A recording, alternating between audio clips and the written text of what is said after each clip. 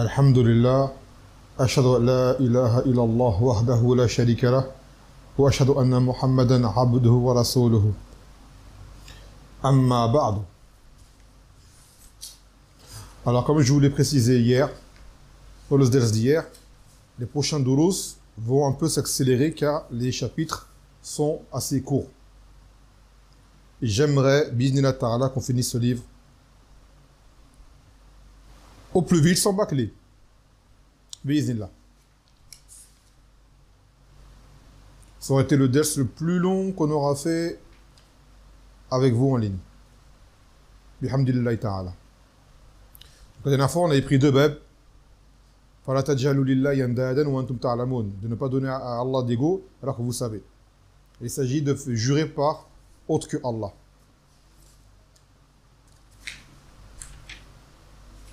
Et l'autre qu'on avait pris, يَعْرِفُونَ نِعْمَةَ اللَّهِ ثُمَّ يُنْكِرُونَهَا. Qu'ils reconnaissent le bienfait d'Allah, puis le rejettent en l'attribuant à autrui. Et que cela s'oppose au tawhid et s'oppose au shukr de la ni'ma. Je pense qu'on va prendre 3 chapitres aujourd'hui, car ils sont courts également. قال باب ما جاء في من لم يقنع بالحلف بالله. Donc maintenant c'est au sujet de la personne qui n'est pas convaincue lorsqu'on lui jure par Allah d'une chose. D'en savoir, vous allez comprendre Inch'Allah, le jugement. Mais, bien sûr, on connaît des gens qui sont connus pour le mensonge, pour l'abus. Donc ce n'est pas dans l'absolu, ce n'est pas dès qu'une personne ne jure par Allah que tu dois le croire. C'est la base chez les croyants qui ne laisse apparaître aucun doute. Cependant, c'est qu'il y a des gens qui en abusent et qui mentent par cela. Donc les personnes qui ont, elles, laissent percevoir des comportements douteux quant à leur véracité, alors il est permis de douter de leur serment, évidemment. Et surtout les gens qui jurent tout le temps pour Allah. Ça va venir, Inch'Allah, dans le kitab, l'excès de jurer par Allah, tout le temps dire Wallah, Wallah, Wallah, wa Rabbil Kaaba, wa Billah al-Azim, et ce qui s'ensuit. Et quand quelqu'un il jure trop par Allah, on ne le croit plus, car il jure trop facilement. Faqal, premier dalil, عن ابن عمر رضي الله عنه أن رسول الله صلى الله عليه وسلم قال لا تحلفوا بآبائكم من حلف بالله فليصدق ومن حلف له بالله فيرضى ومن لم يرضى فليس من الله رواه ابن ماجه بسند حسن. Il a dit Nabi sallallahu alayhi wa sallam, ne jurez pas par vos pères. Et celui qui jure par Allah, alors croyez-le. Et celui pour qui on jure par Allah, alors agréez-le. Et celui qui n'agrée pas lorsqu'on jure par Allah, ne fait pas partie d'Allah. Donc là, on y voit que ce hadith nous ordonne d'accepter la parole de quelqu'un qui jure par Allah. En premier lieu, il a dit de ne pas jurer par nos pères. Et pourquoi il dit les pères? Parce que chez les Arabes, auparavant, dans la Jahiliya, c'est ce qui avait très répandu de jurer par les pères. Aujourd'hui, vous le savez, c'est plutôt la tête de la mère. D'une époque à une autre, ça varie. Mais le jugement reste le même, qui est le fait de jurer par autre que Allah et que cela est du shirk asghar, comme on l'a dit. Ou akbar, c'est un ta'zim, mimma yastahiquhu Allah azza wa jalla wahda. Et il est permis de jurer par Allah, ses noms et attributs. Il est permis de jurer par Allah, ses noms et attributs, pas autre. Car les attributs d'Allah sont créés. Ils font partie d'Allah subhanahu wa ta'ala. Et ces noms également sont de lui. Donc dans ce hadith, on y voit l'interdiction de jurer par autre que Allah, que ce soit les pères ou autres. Là on parle des pères parce que c'est l'exemple qui était connu chez eux. Mais toute autre chose qui n'est pas Allah azza wa jal, cela n'est pas permis. Par contre, Allah subhanahu wa ta'ala jure par ce qu'il veut. Wa al-asr, wa tini wa zaytoun, wa turi sinin. La yuqsimu bi hadha al-balad. Car Allah azza wa jal, c'est lui le créateur. C'est lui le créateur, donc il jure par ce qu'il veut. Quant à nous, on ne jure que par lui. Si on doit jurer.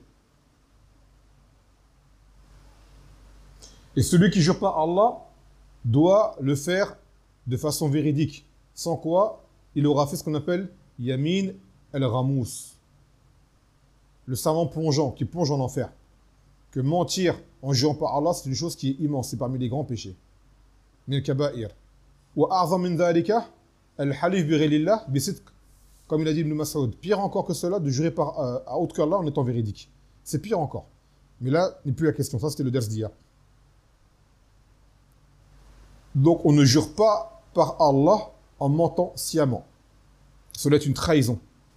Et les gens qui agissent de la sorte, bien évidemment, par la suite, quand ils se mettront à jurer par Allah, on n'y croira pas.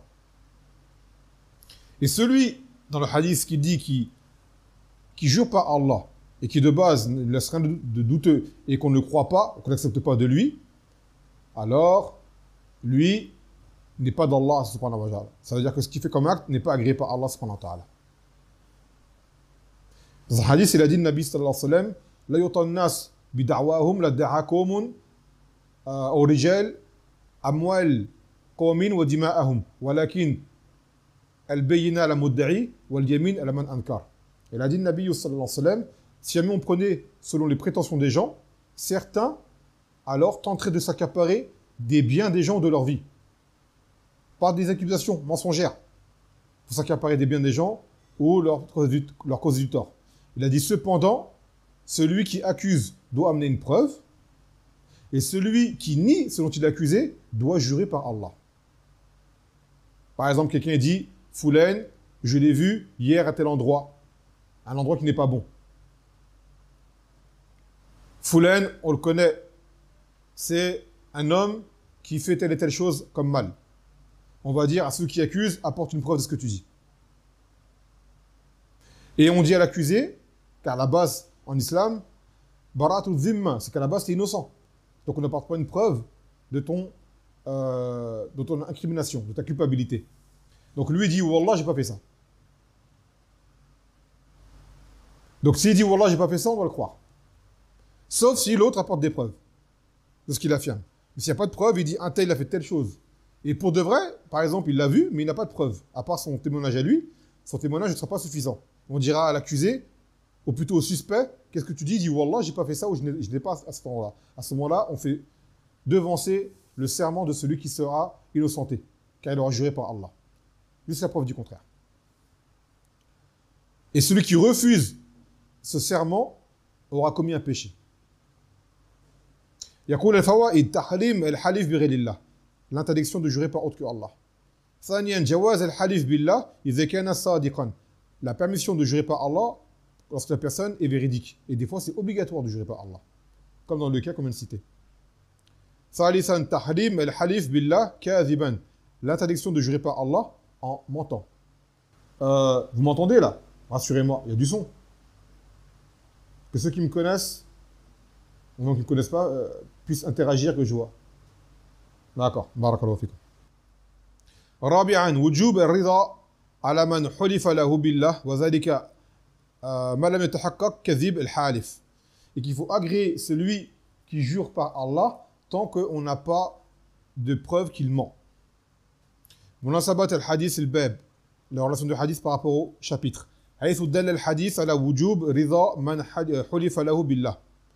Qu'il est obligatoire d'accepter lorsqu'on jure par Allah. Quelqu'un te parle et tu jures par Allah de ce qu'il dit, tu dois accepter de lui. مناسبة الحديث التوحيد, donc la relation du hadith par rapport au tawhid. حيث دل الحديث على وجوب رضا من حلف له بالله لأن ذلك تعظيم لله وذلك من كمال التوحيد. Donc ce hadith vient pour montrer l'obligation d'agréer celui qui jure par Allah. Donc toi, si on te jure par Allah de quelque chose, tu dois agréer, car cela revient au ta'zim, au fait d'exalter Allah Azza wa Jal. Car quand quelqu'un jure par Allah, c'est quelque chose de grand. Ce n'est pas simple. Ce n'est pas une simple parole. Et cela fait partie de la perfection de tawhid. Quand quelqu'un te dit Wallah, ça doit te freiner et te dire, bon, s'il dit Wallah, c'est qu'il est véridique, il est sérieux. Après, comme on sait, on est une époque où il y a beaucoup de mensonges, beaucoup de trahisons, beaucoup d'abus, donc il faut faire attention. Mais on reste sur le hukm al-asli, sur la base. Donc comme vous voyez, là c'était le chapitre, il est fini. Il y avait juste ça. On prend le deuxième chapitre. Et qui ressemble à ce qu'on a appris hier. Dans le atf, de dire waouh et thumma. Bab, qawl, ma sha Allah wa shit. Le fait de dire comme Allah l'a voulu et toi aussi. Donc, hier, on avait expliqué la différence qu'il y avait entre dire Masha'Allah, thumma ashit et Masha'Allah wa ashit. Le fait de dire comme Allah l'a voulu et toi, et comme Allah l'a voulu, ensuite, comme tu l'as voulu toi. Il y a une différence. Quand on dit waouh, qui revient à et en français, ça revient à associer les deux parties, comme si la volonté des deux était valable. Ça veut dire que tu rends égal la volonté de la créature à celle d'Allah. Chose qui est du shirk. Alors ce qu'il faut dire, c'est Masha'Allah, thumma shit. Comme Allah l'a voulu, et ensuite, comme toi tu as voulu. يقول عن كليتة أو كتيلة عفوا أن يهوديا أتى النبي صلى الله عليه وسلم فقال إنكم تشركون تقولون ما شاء الله وأشئت وتقولون والكعبة فأمرهم النبي صلى الله عليه وسلم إذا أرادوا أن يحلفوا أن يقولوا ورب الكعبة وأن يقولوا ما شاء الله ثم أشئت رواه النسائي والصحاحة. Il dit, Kutayla, qu'un Yahoudi s'est rendu auprès du Nabi sallallahu alayhi wa sallam. Il lui a dit, vous faites du shirk. Le Yahoud, maintenant, il vient, il blâme les musulmans. En disant, Masha'Allah wa ashit, comme Allah a voulu, et toi aussi, c'est-à-dire toi, Mohammed. Et vous jurez par la Kaaba. Donc, de là, le Nabi sallallahu alayhi wa sallam a ordonné à ses compagnons de dire, s'ils veulent jurer, qu'ils le fassent en disant, wa rabbil Kaaba, par le Seigneur de la Kaaba, et non pas par la Kaaba. Et de dire, Masha'Allah, thumma ashit, de dire comme Allah l'a voulu, et ensuite, comme tu l'as voulu toi. On voyait, dans ce hadith, on y voit en premier lieu que le Nabi sallallahu alayhi wa sallam a corrigé ses compagnons pour des erreurs qu'ils commettaient. Et on y voit al-uzr bil-jahl, l'excuse par ignorance. Car ces paroles-là sont du shirk. Mais ils ne savaient pas. Donc cela leur était pardonné. Et sûrement cela devait être par rapport aux coutumes anciennes qui étaient restées dans le langage commun des gens. Et ça devait être sûrement au début de l'islam de ses compagnons. Ils devaient être fraîchement convertis. Et ainsi de suite. Et vous voyez que là, le Yahoudi, quand il est venu, vous pensez qu'il a appelé ça, il a fait inkar wa munkar pour Allah Azza wa Jal, pour le tawhid? Non, il a fait ça dans le but de nous diffamer, les musulmans, de nous critiquer, pas pour nous corriger. Malgré cela, le Nabi sallallahu alayhi wa sallam a accepté de lui et a corrigé l'erreur. On y prend comme très grand enseignement que l'on accepte la vérité de quiconque. Quiconque vient et te corrige dans une chose dans la religion, même si son intention n'est pas de te corriger, mais de te critiquer, tu dois accepter si c'est la vérité. Mais ça donne demain, tu es un musulman, en pendant la journée de Ramadan, tu te mets à devenir grossier et vulgaire. Bon, à la base, même pendant le Ramadan, c'est interdit. Mais bon, tu le fais. Pendant le Ramadan, c'est pire encore. Et de là, un kafir vient te voir et te dit, parce que lui, il veut te critiquer, tu vois. Il te dit, ah bon, alors que vous jeûnez, monsieur, vous êtes grossier comme ça. Lui, il ne veut pas te corriger pour que ton jeûne soit accepté. Il veut te rabaisser. Te dire, tu vois, tu dis que tu es musulman, mais en fait, tu ne vaux rien malgré tout. Eh bien, qu'est-ce que tu vas faire quoi à ce moment-là, toi? Tu vas dire, t'as un café, laisse-moi tranquille, tu l'insultes, lui aussi, non. Tu vas dire, astaghfirullah wa atubu ilayh, je me suis oublié, je me suis manqué. Et tu corriges. Même si c'est lui qui te le dit. Même si c'est la plus grande des vermines dans le couvre qui te le dit, tu dois accepter parce qu'elle dit la vérité. Donc ça, c'est une règle. Accepter la vérité de quiconque, à ne pas confondre avec le fait d'aller chercher la vérité auprès de quiconque. Non, on ne va pas chercher. Mais si la vérité nous parvient de quelqu'un, parmi les gens du faux, mubtadir, kafir, fasiq, ou adou, ennemi, une personne qu'on n'aime pas ou quoi, et qui dit la vérité, on doit accepter. C'est ça l'équité. Comme Allah Ta'ala, wa idha qultum fa'dilu ya ayyuhallazina amanu kunu qawamina bil qist shuhada'a lillah walau ala anfusikum. Oh, vous qui avez cru, soyez des témoins justes et équitables, même ne serait-ce que contre vous, ou même vos proches. Le musulman doit être équitable. Et doit accepter la vérité quand il se trompe, il doit l'admettre. Même si la personne qui te conseille ne cherche pas à te corriger, mais cherche à te diffamer. Tu ne regardes pas son intention, mais il a dit la vérité, tu acceptes. Ça, c'est très important, car aujourd'hui, on a trop tendance à rejeter la vérité venant des gens qu'on n'aime pas. sous prétexte qu'on ne les aime pas. Ça, c'est faux. Ça, c'est un comportement sectaire, hizbi, qui n'est pas approuvé en religion. Et pour preuve, le Nabi sallallahu alayhi wa sallam qui acceptait de ce Yahoud. Donc là, on y voit, dans les fawaïd, ma'rifat al-Yahoud bi-shirk al-asghar, que le Yahoud, il connaît le shirk. Al-asghar mineur. Car il a fait une nasiha sur une chose importante qui est le cœur de notre religion, le tawhid. En disant, on fait du shirk. Et il a eu raison. Donc les Yahoud connaissent le tawhid. Ils ont du ilm. Seulement, ils ont enfreint. ثانيا معرفة الشخص بالحق لا يدل على إيمانه به. Le fait que la personne connaisse la vérité ne veut pas dire qu'il y croit. Car ce Yahoud connaît le haqq. Mais est-ce qu'il est mouahid? Il ne l'est pas. Il ne l'est pas. Comme l'exemple de ce kafir que je vous ai expliqué qui vous reprend dans la rue quand vous êtes grossier pendant le 6e de Ramadan. Il sait que pendant Ramadan, tu ne dois pas être grossier ou quoi. Mais ça veut dire que lui va le faire, il ne va pas le faire. Il ne va pas le faire. Donc des gens connaissent la vérité, mais n'y croient pas, ne l'appliquent pas. Et il y a plein de koufars qui connaissent des vérités. Plein de koufars qui nous combattent même, ils connaissent la vérité. Ils savent c'est quoi l'islam authentique. Ils savent que c'est la salafiyya. Ils savent c'est quoi la sunna. Ils savent. Très bien. ثالثا عطف مشيئة المخلوق على مشيئة الله بالواو شرك أصغر. Comme on l'avait dit hier, le fait de faire une conjonction de coordination entre la volonté de la créature et celle d'Allah en disant et, cela est du shirk asghar. Comme dire, comme Allah l'a voulu et comme tu as voulu. Donc on dit ensuite, en réalité. رابعا القسم بغير الله شرك أصغر مهما كانت منزلة المقسم به. Que le fait de jurer par autre que Allah, cela est du shirk asghar au minimum, quel que soit le statut de la chose pour laquelle on a juré. Car tout ce qui est en dehors d'Allah est créature. Et il n'est pas permis de jurer par une créature. Et kadhalik, jurer par le Coran. A-t-on le droit de jurer par le Coran? Oui. Car le Coran, c'est la parole d'Allah, donc c'est min sifatihi. Et quand on parle du Coran, on parle de la parole d'Allah. Par contre, on ne le jure pas par le mushaf. Car le mushaf, c'est un objet. C'est un livre. Avec la couverture, avec les pages, avec l'encre. Et il y a beaucoup de jeunes qui disent, sur le Coran de la Mecque, on se demande, il y a quoi à la Mecque comme Coran qu'il n'y a pas ailleurs? On dirait qu'ils ont pour une croyance qu'il y a un Coran à la Mecque particulier qu'il n'y a nulle part ailleurs, comme s'il y avait, je ne sais pas moi, un premier manuscrit qui est quelque part conservé et qui est authentique ou je ne sais quoi. Et cette niya-là, elle n'est pas bonne, car ça vient par jurer par la création. À la créature, je veux dire. Donc il n'y a pas de Coran de la Mecque, Coran de Médine, Coran de New York ou Coran de Thaïlande. Le Coran, c'est kulluhu sawa, où qu'il soit. Maintenant, les actes à Mecca ont plus de valeur en soi.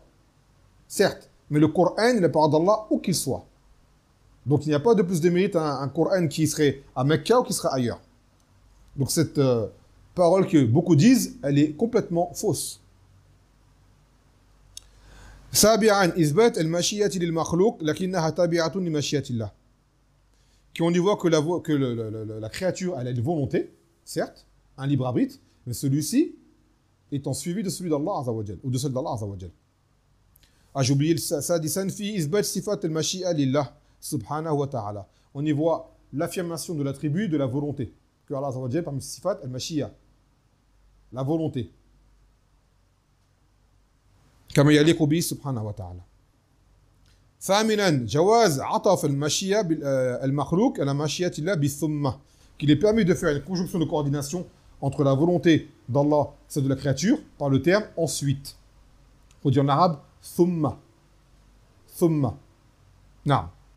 Munasabat al-hadith al-bab wal-tawhid. La relation du hadith par rapport au chapitre par rapport au tawhid. حيث دل الحديث على أن قول ما شاء الله وأشهد شرك أصغر. Le fait de dire comme Allah l'a voulu et toi aussi, cela est du shirk asghar, car ça remet à mettre la volonté de l'interlocuteur, donc une créature, au même niveau que celle d'Allah subhanahu wa ta'ala. Deuxième dalil du bab. وله أيضا عن ابن عباس رضي الله عنهما أن رجلا قال للنبي صلى الله عليه وسلم ما شاء الله وأشهد فقال أجعلتني لله ندا ما شاء الله وحده. Dans un autre hadith, qu'un homme a dit au prophète Mohammed sallallahu alayhi wa sallam, comme Allah l'a voulu, et toi, tu l'as voulu. Comme toi, tu l'as voulu. Donc il a fait, comme on a dit, l'erreur citée auparavant. Et de là, le Nabi, sallallahu alayhi wa sallam, le dit, m'as-tu rendu égal à Allah? C'est comme Allah l'a voulu seul. Masha'Allah wahdah.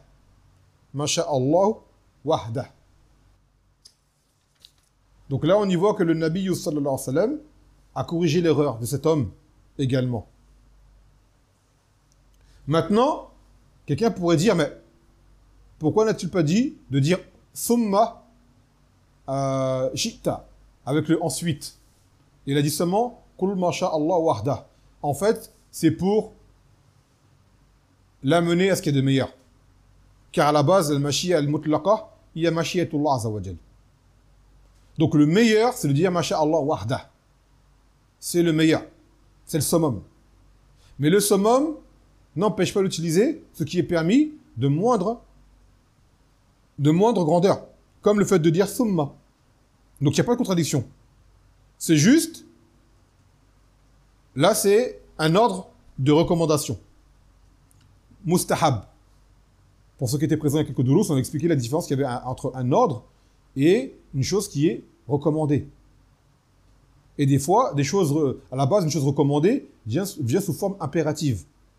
Mais avec une autre preuve, on peut voir qu'en fait, ce n'est pas un ordre dans l'absolu, mais c'est juste une chose qui est recommandée. Comme c'est le cas là. Dans d'autres hadiths, il a dit « Thumma ashit » et là, il a dit « Kul masha'Allah wahda ». Donc, comment joindre entre les deux que dire « masha'Allah wahda » c'est recommandé, c'est mieux. Et de dire « wa ma'ashit thumma ashit » ça, c'est permis. D'accord? Non. Et donc, malgré tout, cet homme-là, par cette parole-là, a fait du shirk asghar également. Mais, ma'zur bi jahlihi. Il est excusé par son ignorance. Yaqul al-fawaid. Wujub inkar al-munkar. L'obligation de réprouver le blâmable. Thaniyan, yu'zar al-jahil bi jahlihi. Comme on vient de le dire, que l'ignorant est excusé par son ignorance. Après, attention, al-'uz bil jahl, c'est une masala dans laquelle il y a beaucoup de tafsil. Et principalement, on parle du 'uz bil jahl fil tawhid, dans les choses liées au tawhid. Et que ce n'est pas dans l'absolu. Ce n'est pas toute ignorance qui est excusée. Il y a des gens qui sont ignorants parce qu'ils sont détournés, n'ont pas voulu apprendre. Alors qu'ils peuvent apprendre. Il y a des doulos à proximité, il y a des savants, il y a une da'wa qui est présente, mais ils s'en détournent. Eux ne sont pas excusés. Quant à celui qui ne peut pas, qui n'a pas de doulos, qui n'a pas de da'wa, qui ne connaît rien, par exemple, il ne peut peut-être même pas l'arabe, voilà, il peut être excusé.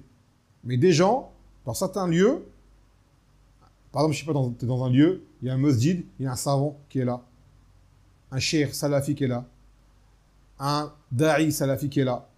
Il y a une da'wa qui est présente. Toi, tu n'y portes pas attention, tu ne t'y intéresses pas, et après tu tombes dans les choses interdites. Alors qu'en allant au doulos, tu aurais pu l'apprendre. À ce moment-là, tu n'es pas excusé. Ni an hadha min al-i'rad. Cela du fait que tu sois détourné de l'apprentissage. Donc cela, tu n'es pas excusé pour cela, car c'est ta faute que tu étais ignorant. Et ça, c'est un cas aujourd'hui qui est très fréquent, que les gens ne portent pas assez d'importance au ilm. Alors qu'aujourd'hui, on a des moyens extrêmement faciles. C'est-à-dire, même des gens sans voyager peuvent apprendre des bases. Il y a des choses, à la base, talab al-ilm, il faut voyager. On dit, il n'y a pas de secret. Tu veux vraiment profiter du ilm, tu veux vraiment avancer et avoir des résultats concrets, avoir des bonnes bases, il faut voyager. Les salafs, ils voyageaient. Ils voyageaient pour se rendre auprès des savants. Il n'y a pas de secret, c'est ça la réussite dans le ilm. C'est voyager auprès des ulama. Après, tout le monde ne pourra pas forcément le faire. Donc, qaribou wa saddidu. Faites comme vous le pouvez. Mais sachez une chose, ce ilm que vous prenez à travers les audios ou autres, ça c'est, on va dire, c'est un dépannage. C'est pas vraiment constructif, c'est un dépannage. Il faut toujours garder en soi la motivation de faire plus et de faire mieux quand l'occasion se présentera. Mais ne pas se dire également, comme je ne peux pas, je ne fais rien. Non, prends ce que tu peux. Prends ce que tu peux. Et si jamais ce n'est que par des doulos via le net et ainsi de suite, alors prends-les. Alors déjà ça. Tu auras déjà des petites bases, alhamdoulilah. Pour ne pas grandir, comme on dit, mourir ignorant. Totalement. Mais sachez une chose, l'éducation ilmiya, elle ne se fait pas à travers des audios. Tu auras des masaïl, tu auras certains fondements. Mais le cheminement, le comportement, la compréhension, la clairvoyance, tu ne les auras pas comme ça. On a vu beaucoup de gens apprendre des audios, et en réalité, quand tu parles avec eux, il y a beaucoup de choses, en fait, ils n'ont pas compris. Même des gens qui nous écoutent, nous. Des fois, dans des débats, on voit, ils n'ont rien compris à ce qu'on leur dit, en fait. C'est vide. Tu vois de la dureté dans des masaïl, il n'y a pas de tête dure. Comme ils ont entendu un avis sur une chose, ils restent accrochés dessus, ils restent rigides. Ils restent rigides. On dit non, c'est pas comme ça. Il y a des choses d'âme, mais d'autres non. Ils ont entendu un avis de Cheikh Albani sur le masala, khalas, ils ont cru qu'ils avaient un dalil dans l'absolu. Non. Et surtout également dans les jugements apportés sur les gens. Faites attention à cela.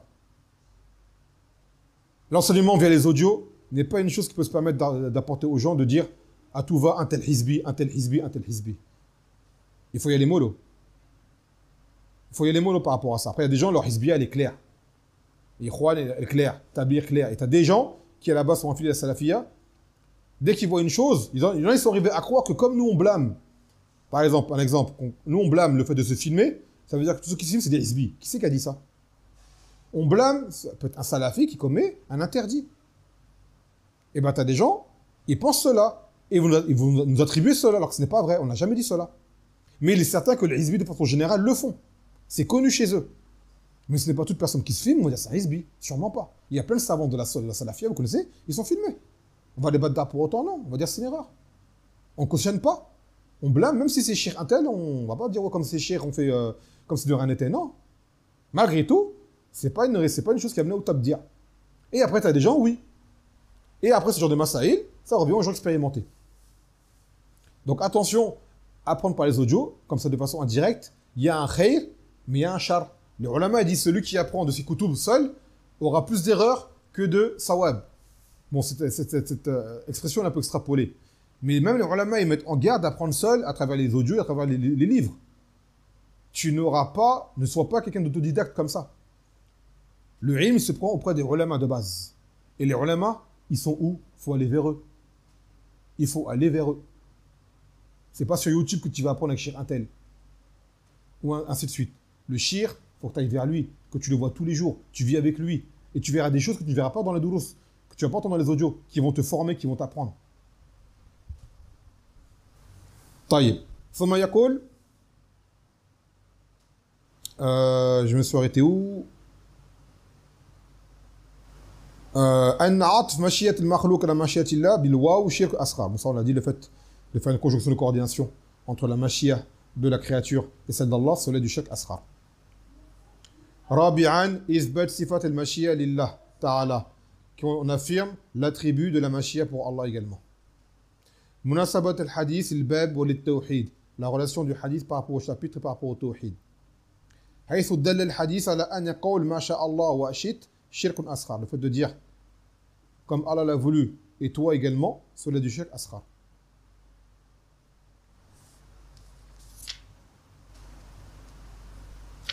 Troisième dalil.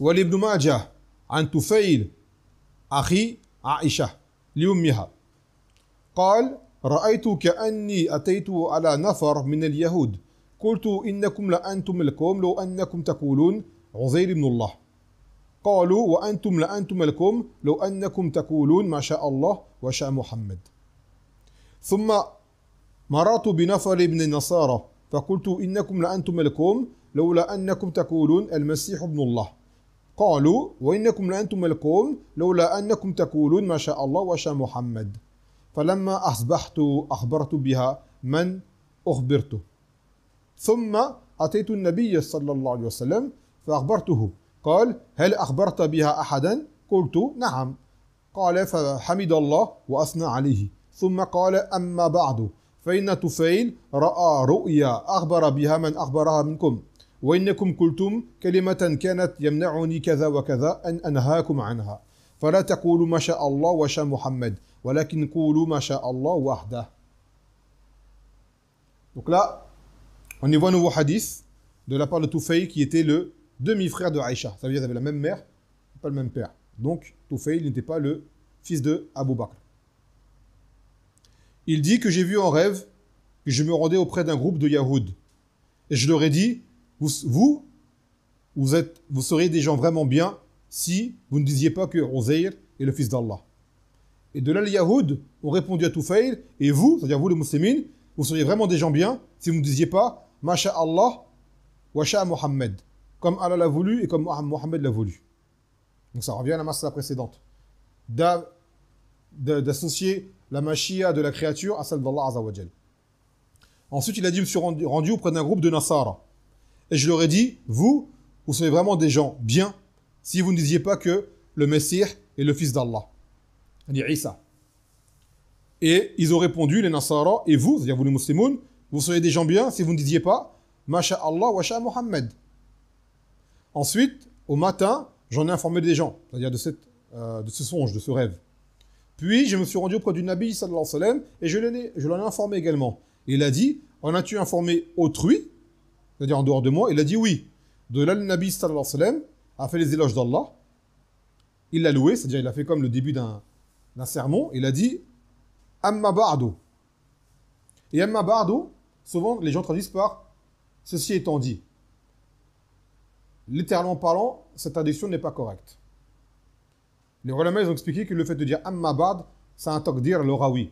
Ça a un autre sens qui veut dire Mahma kan, qu'on traduirait en français par quoi qu'il advienne. Et malheureusement, beaucoup de gens se répètent ce qu'ils voient partout. Et ils traduisent Amma ba'd selon l'apparent, alors qu'il y a un sous-entendu. Et ça, pour le comprendre, il faut apprendre dans la grammaire et lire les explications des savants. Donc, ne vous faites pas tout le temps, comment dirais-je, entraîner dans les traductions que l'on voit répétitives dans chaque chose qui n'ont pas été vraiment étudiées. La traduction de Amma ba'd, en réalité, c'est quoi qu'il advienne et non pas ceci étant dit. Wallahu ta'ala alam. Donc, il a dit le Nabi sallallahu alayhi wa sallam, Amma ba'du. Tufayl a vu un rêve. Puis, il en a informé parmi vous qui il en a informé. Que vous disiez une parole, c'est-à-dire le fait de dire Masha Allah wa Sha Muhammad. Que je ne pouvais pas vous interdire auparavant, pour telle et telle raison. Mais aujourd'hui, je vous l'interdis. Ne dites pas Masha Allah wa Sha Muhammad, mais dites Masha Allah wahda. Dites comme Allah l'a voulu, seul. Comme dans le hadith précédent. Que cela est mustahab et meilleur de dire Masha Allahu wahda. Ay wahdahu.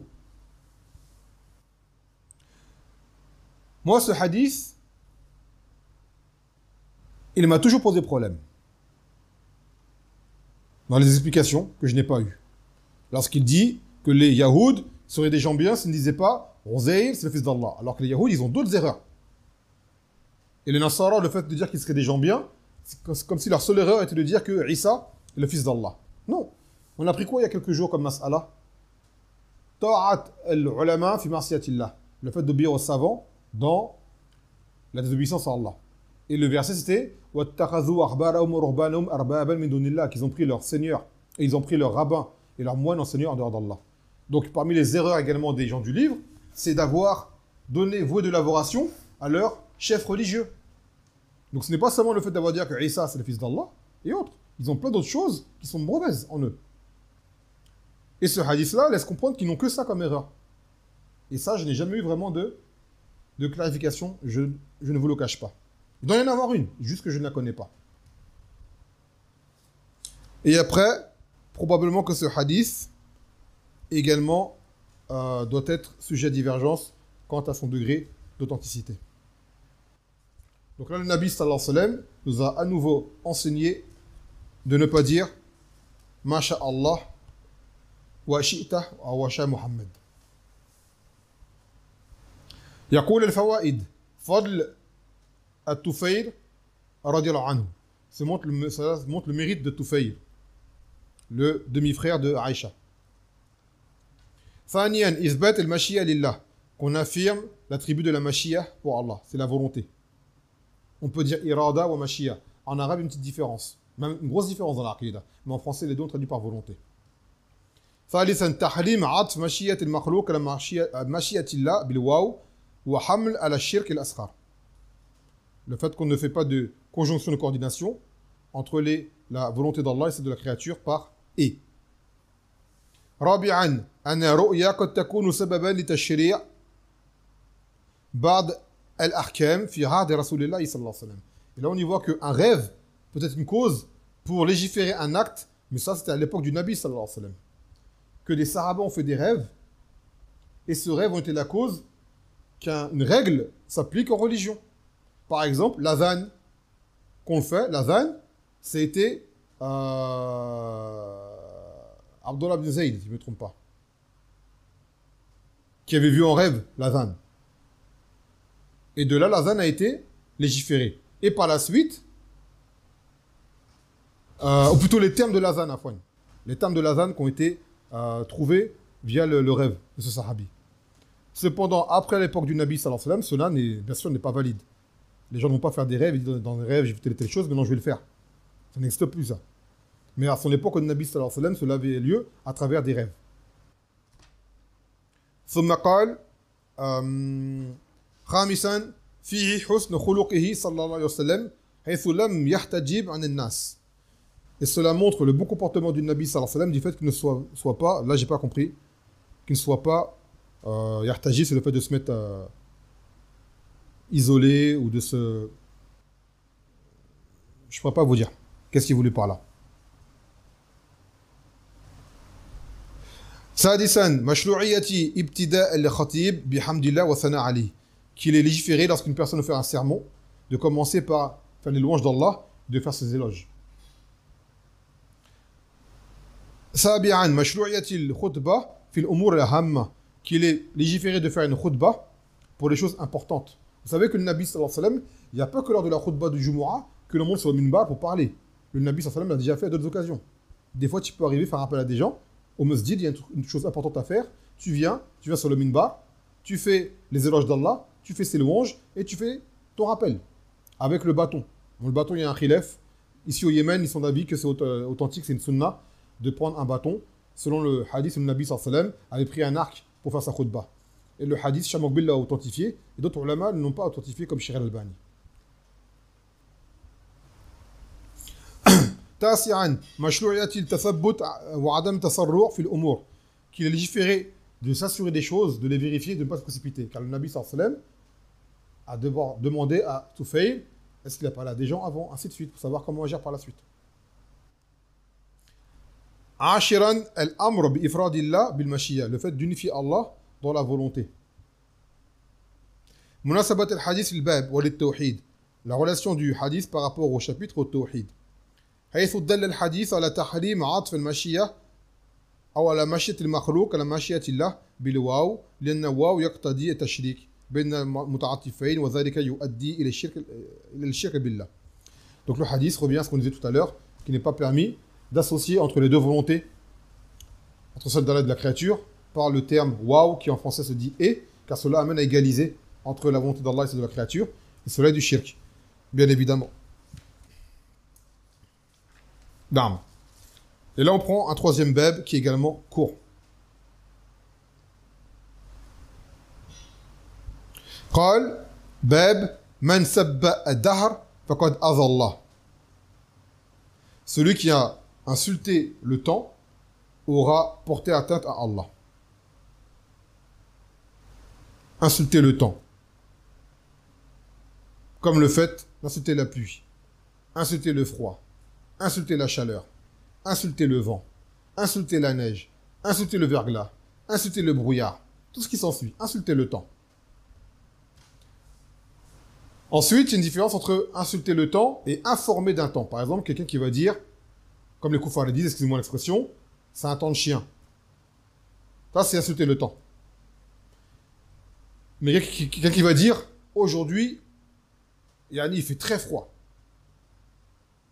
Là, c'est pas insulter, c'est informer que le froid, il est intense. Donc, attention au terme qu'on emploie. Et ça, c'est les koufars, ils le font souvent. Dès que le temps n'en plaît pas, ils insultent le temps. Et ainsi de suite. وقال الله تعالى وقالوا ما هي إلا حياتنا الدنيا نموت ونحيا وما يهلكنا إلا الدهر. Et ils disent, on va dire les koufars, que cela n'est que notre vie en ce bas monde. C'est, nous allons mourir après avoir vécu, et la seule chose qui nous amène à la mort, c'est le temps. Ça veut dire, on meurt avec le temps, au fur et à mesure. C'est tout. Comme la croyance, par exemple, des athées. ou des gens qui ne croient pas en la résurrection. On vit, d'accord, on fait notre vie, notre temps sur terre, après c'est fini, on s'en va. On dit c'est pas fini après. On dit c'est là que ça commence. En réalité. C'est après ta mort, c'est là le début. Pour toi. Quand je dis toi, c'est toi le mukallaf. Et c'est pour ça que des gens aujourd'hui, ça permet de faire tout ce qu'ils font dans la vie. Car ils s'imaginent qu'ils n'auront pas de compte à rendre. Donc ils disent, je n'ai qu'une vie, je veux en profiter. D'accord? Tant que je suis vivant, j'en profite et il fait tout ce qu'il a à faire. En oubliant que, ou en voulant se faire oublier qu'il aura des comptes à rendre pour ce qu'il a fait. Alors que nous, on le sait. Qu'il y aura des comptes à rendre. Mais il y a une chose qui les dément en eux. Qu'au fond, pourquoi Allah a mis en nous la conscience, qu'on appelle la conscience, ad-dhamir, comme on dit en arabe. Lorsqu'on fait un mal, on en est conscient. On amène à des regrets, à des remords. Même quand on est un kafir, qu'on n'a pas qu'Allah, qu'Al Rasoul, on fait des choses mauvaises, on sait que c'est pas bien. On le sent en nous que c'est pas bien. Et les choses bien, on les sent en nous qu'elles sont bien. Donc on a déjà en nous cette balance qui est la conscience. Mais après, il y a des gens, ils arrivent à un stade tellement d'abus dans le mal, que leur conscience a fini par s'éteindre. Le mal devient le bien, et le bien devient le mal. Ils n'ont plus aucune notion du bien et du mal. Mais à la base, ils l'avaient.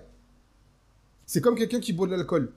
Au début, quand il boit de l'alcool, la première fois, le premier verre qu'il va boire, il va être ivre, mais comme jamais peut-être de sa vie le sera. Et à force de boire, il va s'habituer à boire au fur et à mesure. Au début, il faudra 2 verres pour qu'il soit ivre, après 3 verres. Un jour, il arrivera au stade, il boira 1 litre, ça va rien lui faire, parce qu'il est habitué à boire tout le temps.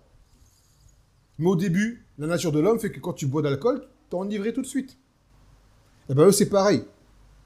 À force de faire du mal, que leur conscience finit par s'éteindre. Et ça joue également sur nous les péchés, les musulmans. À force de faire des péchés, la taqwa et la foi, elles baissent. Et les péchés, on les minimise. Mais on en fait de plus en plus. C'est pas grave, c'est hell. Allah, il va pardonner, ainsi de suite. Plus on en fait, et plus on va minimiser, parce que la foi, elle baisse. Et plus on voit des péchés autour de nous, et moins on les estime on estime leur danger. Parce que c'est monnaie courante. Comme par exemple, vivre en pays de coufre. On voit des choses à longueur de journée, c'est devenu normal, alors que c'est pas normal. Ce n'est pas normal. Mais le cœur s'est durci, et s'est assombri, et les gens sont devenus leur quotidien. Malheureusement. Et quand les gens font la hijra, et qu'ils restent un temps dans un pays préservé, ils s'en rendent compte après. Car le cœur se ressource et revit. Et ils s'imaginent, les jours passés en France, ils disent, subhanallah, on voyait ça, il y avait ça, toute la journée. Ils réalisent dans quoi ils étaient. Souvent, je donne l'image de celui qui fait la hijra. C'est comme un vortex, un tourbillon. Quand tu es dedans, bon, je pense qu'aucun d'entre vous n'a été dans un tourbillon, sinon alors qu'il est, c'est pas en train de m'écouter. Mais l'image que vous voyez d'un tourbillon, vous avez déjà vu des images des tourbillons commencer avec les caméras scientifiques et tout, commencer à l'intérieur. Quand tu es dedans, tu sais pas ce qui t'arrive. Tu sais pas ce qui t'arrive. Tu réalises pas ce qui est autour de toi. C'est quand t'en sors, tu vois c'est quoi un tourbillon, ou une tornade plutôt, une tornade. Une tornade. Mais quand tu es dehors, tu vois une tornade, à quoi ça ressemble une tornade? Tu dis, c'est pas mal, j'étais là-dedans. Tu t'en rendais pas compte. Mais quand tu la vois de loin, tu vois la chose que c'est. Ça t'effraie, tu dis, j'étais là-dedans. Est-ce que tu dis, tu veux retourner? Ah, je ne retournerai pas là-dedans. J'ai échappé, je suis sorti, je n'y retournerai pas. Car maintenant, tu sais de dehors à quoi ça ressemble, qu'est-ce que c'est. Tu réalises, tu prends confiance. Tu prends conscience, je veux dire. Et donc, c'est pareil pour ces gens-là. Bon, à plus grande échelle, en plus gravissime, c'est que leur kufr leur fait oublier les comptes qu'ils auront à rendre et pensent qu'ils ne seront pas ressuscités.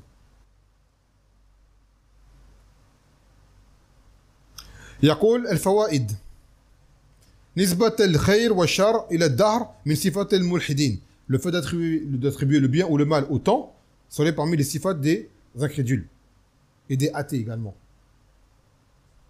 C'est le temps. ثانيا إثبات حياة أخرى للإنسان بعد الموت. Et ce verset nous affirme de la vie après la mort.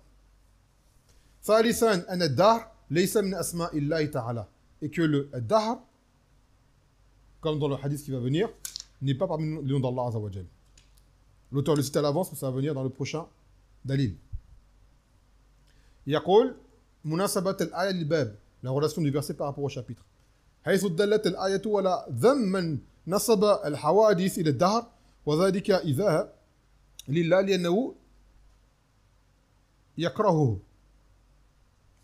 Le fait que ce verset démontre le blâme d'attribuer les événements et le cours des choses au temps, car cela revient à porter atteinte à Allah, car la personne n'aime pas ce qui lui... Afwan, c'est pas la personne, c'est Allah qui n'aime pas cela. Je me traduis. Allah n'aime pas cela, comme dans le hadith qui va suivre. Munasabat al-aya lil-tawhid, la relation du verset par rapport au tawhid. حيث ذمت الآية ولا من نسب الحوادث إلى الدهر لأنه قد جعل الدهر شريكا مع الله بفعله. Et que cela vient pour blâmer les gens qui attribuent le cours des choses dans la nature, dans la vie, sur terre et autres, au temps. Car cela revient à mettre le temps comme étant un associé à Allah. Et vous le savez, c'est une chose qui est fréquente que chez les koufars, d'attribuer ce qu'ils appellent catastrophe naturelle. Ils attribuent les choses à la nature. Quand il y a un tremblement de terre, quand il y a un tsunami, quand il y a un volcan, c'est la nature. Mais la nature qui est en colère, comme disent, voilà, azbillah. Ils attribuent cela à la création. Donc ça revient à ce jugement-là. Ça revient à ce jugement-là. Et il n'y a pas ce qu'on appelle de catastrophe naturelle. Tout cela est un fait d'Allah Azza wa Jal, et cela est un châtiment. Pour un peuple qui a été averti et qui a refusé le message.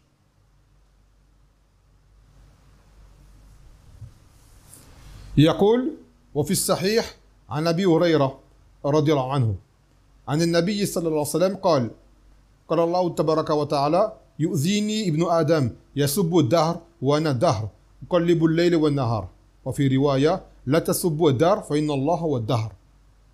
Donc dans le hadith rapporté par Muslim, selon Abu Huraira, que le Nabi sallallahu alayhi wa sallam il a dit, que Allah il a dit, donc hadith Qudsi, que le fils d'Adam me porte atteinte. Il insulte le temps et c'est moi le temps. C'est moi qui retourne la nuit et le jour. Dans une version, il a dit le Nabi sallallahu alayhi wa sallam, n'insultez pas le temps, car c'est Allah le temps. Donc là, ce hadith-là, il vient pour justement montrer la faïda, cité plus haut, parce qu'on a dit que Dahar, laysa min asma'illah. Parce que dans le hadith, il dit Ana Dahar, c'est moi le Dahar. Dans quel sens? Cela expliqué par la suite du hadith. Le Dahar, c'est une créature, le temps. Cependant, c'est Allah qui le contrôle. C'est ça que ça veut dire. Et non pas que Allah, le Dahar lui-même. Et Ibn Hazm, rahimahullah ta'ala, a dit que le Dahar min asma'illah. Car Ibn Hazm, c'était un Zahiri. C'est-à-dire, il prenait les choses dans l'apparence absolue. Absolue. Donc lui, pour lui, si Allah il a dit je suis le Dahar, c'est que le Dahar, c'est min asma'illah. Donc pour lui, tu peux t'appeler Abdul Dahar. Et cela n'est pas vrai. Cet avis est faux. D'accord? Cet avis est faux. Et le hadith explique est expliqué par la suite que Allah il dit c'est moi le temps, en fait que c'est moi qui contrôle le temps. C'est moi qui fais venir la nuit, le jour, qui fait tomber la pluie, qui fait venir le vent, qui fait venir ce qui vient, et ainsi de suite. Donc pour dire que c'est Allah qui a le contrôle du temps, et le temps n'est qu'une créature. Et le temps ne tue pas non plus. C'est Allah qui donne la vie, qui donne la mort. Et après dans le hadith, le Nabi sallallahu alayhi wa sallam, il a dit de ne pas insulter le temps, car c'est Allah le temps. Et comment ça c'est Allah le temps? Comment on veut le dire? Que c'est Allah qui contrôle le temps. Que c'est Allah qui contrôle le temps. Donc quand on insulte, comme on l'a dit tout à l'heure, le climat, le froid, la pluie, le verglas, ça revient à insulter Allah, c'est-à-dire à insulter l'acte d'Allah, car c'est lui qui a voulu qu'il fasse ce temps-là. Et tout ce que Allah fait n'est que sagesse et n'est que un bien.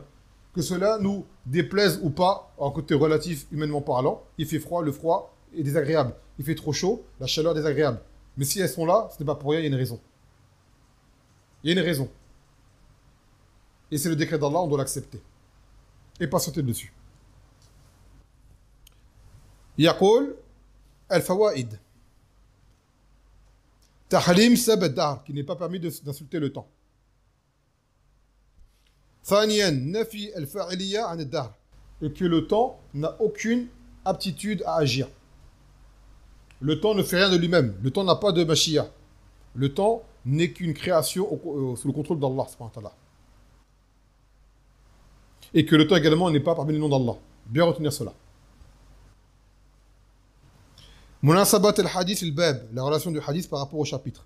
حيث دل الحديث على أن السب الدهر يؤذي الله عز وجل. Ce hadith nous prouve que insulter le temps, cela porte atteinte à Allah. Donc Allah n'aime pas cela. Allah Azza wa Jal n'aime pas cela. Car parmi les attributs d'Allah, il y a également la mahabba. Et même le karaha, le fait de détester les choses. C'est parmi les attributs d'Allah Azza wa Jal. ومناسبة الحديث التوحيد. La relation du hadith par rapport au tawhid. حيث أخبر الباري عز وجل أن السب الدار يؤذيه وذلك لأن الذين يسبون الدار يعتقدون أنه فاعل مع الله وذلك شرك في ربوبية. Donc Allah Azza wa Jal, le créateur, a interdit d'insulter le temps et que cela lui porte atteinte. Car ceux qui insultent le temps, c'est comme si pour croyance que c'est le temps qui agissait par lui-même. Et cela revient à associer le temps à Allah Azza wa Jal dans Al-Rububiyya, comme si le temps avait une part de décision. D'accord? Comme si le temps avait une part de décision dans le cours des choses. نعم. طيب. فبهذا كملنا الدرس اليوم. نكتفي بهذا القدر. فسبحانك وبحمدك لا إله إلا أنت أستغفرك وأتوب إليك. والسلام عليكم ورحمة الله وبركاته.